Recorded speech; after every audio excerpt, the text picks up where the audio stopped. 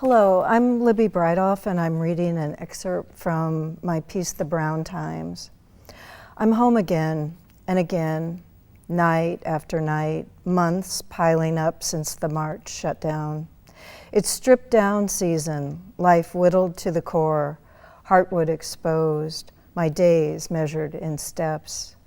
Yesterday I walked, today I walk, tomorrow I will walk, nearby urban canyons and the streets in between, again and again, searching out a rhythm. By late June, I'm thirsty for the face-to-face. The canyon plants, too, are feeling the parch. Dried up flowers are making seed. Sage leaves curl, harden, and fade into olive drab. Ceanothus leaves flash yellow before they brown and fall. Other leaves, tough and coated against the drought, hang on. Dry season in the canyons. I know leaves will sprout back as soon as the rain comes. Probably so will we, but when will it come? And what if when is really if? I keep walking. Libby, your story implies that you are a hiker from before COVID, but did walking and hiking take on kind of a different meaning or a different quality once the quarantine hit and the pandemic hit? Yeah, I think it became a necessity, and I think it did for a lot of people in the city because I live in North Park. We have a lot of canyons between the streets, and there are a lot of other neighborhoods, and they were closed initially because they were worried about people's health, and when they reopened, people just went there. And I think just moving into a non-human environment is just such a soothing thing for me, and research has shown it for other people too. So yeah, I'm a big hiker. So yeah. And as the title of your story implies, color is something that's very important in this. Talk about the way color kind of flows through your story. Well, I think part of our canyons, you don't see a lot of animals. You might hear birds. If you go at dawn or dusk, you might see rabbits, but there's not a lot of animal life. So there's plant life. And through the seasons, California's, particularly Southern California's canyons, move through colors. And I think that for me, being in the summer in particular, when the sky was brown, the plants were brown, it was a brown time in human life too, as we were isolated. I tried to figure out how to get past that, and so I just started to look at the browns and started to see the differences and the beauty there, and I guess as a metaphor in a way to how do we as people survive this time of the plague. So yeah, I used color to help me kind of get through it, I guess. And was this a story that you tackled when this project, the San Diego Decameron project, came up, or was this something you had been kind of mulling over before this? Well, I sort of felt like I like to write, and I've gotten a lot of support from San Diego Writers Inc. and been inspired by Write Out Loud performances.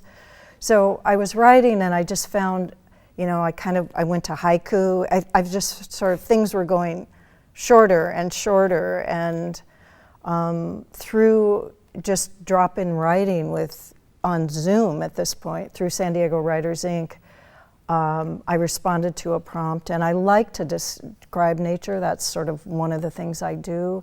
And so then I just kind of like dived into the color brown and got a little wild with it. And it's kind of fun to get a little carried away, so. And what is it like being part of a project like this? It was exciting to think about. I'm not a fiction person, so I'm really excited to read the fiction pieces.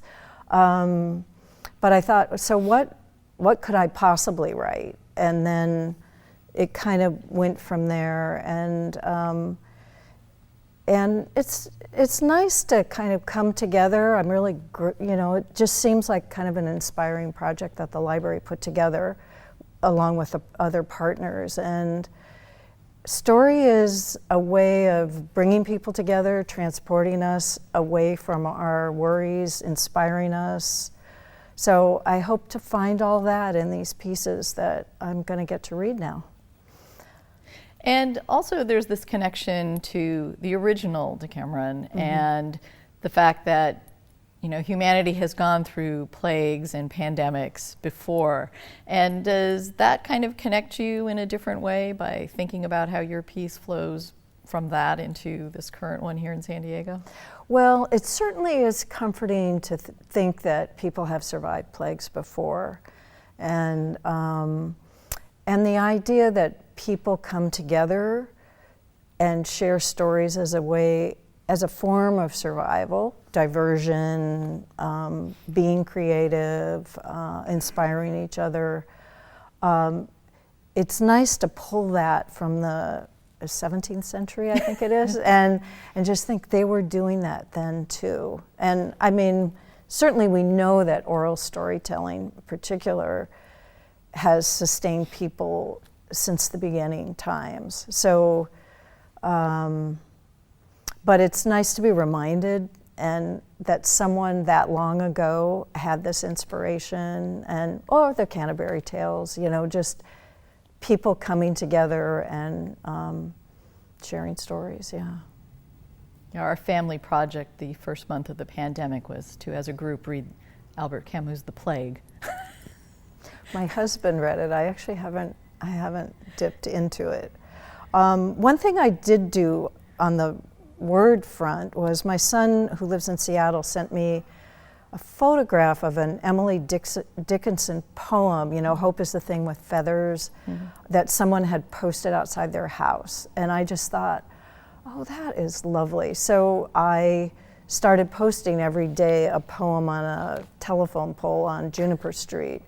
And I did it for about 4 months, and I was changing it out every day. And then we went away for a week, and I put a post-it, you know, if anyone wants to post, and nobody did, so I decided maybe it had run its course and kind of stopped. But I was hoping that just, you know, somebody feeling bad on a given day might read some short piece of creativity from a great poet and just think, oh, yeah, that helps me get through this one. And has writing helped you get through the pandemic? Oh, absolutely, yeah. Yeah, and meeting with Thursday writers on Zoom almost every week has just been another part of that. At first, I think everybody felt that way. Zoom is kind of awful, but you sort of develop a way to connect despite it, I think. So, yeah. Well, it does seem like there are opportunities that have come up through Zoom that could not have existed before. And my mom is a writer, and she's been enjoying, she went to a couple conferences that she never would have been able to go to because they were too difficult to travel to. So sometimes there's a tiny little silver lining. Yeah, I've noticed that too. And I think particularly for people in rural areas or smaller cities have access to a lot. And yeah, I've heard talks I wouldn't have normally been able to hear. So yeah, I mean, there's a little piece of that. And then people are out on the trails. I mean, Mission Trails is kind of my place, and people are there and kind of mobbing it. But it's nice. We're lucky to have these places to go, and people are friendly on the trails, and that's a great escape. Well, I want to thank you very much for talking about your essay. Oh, thank you. Glad to be here.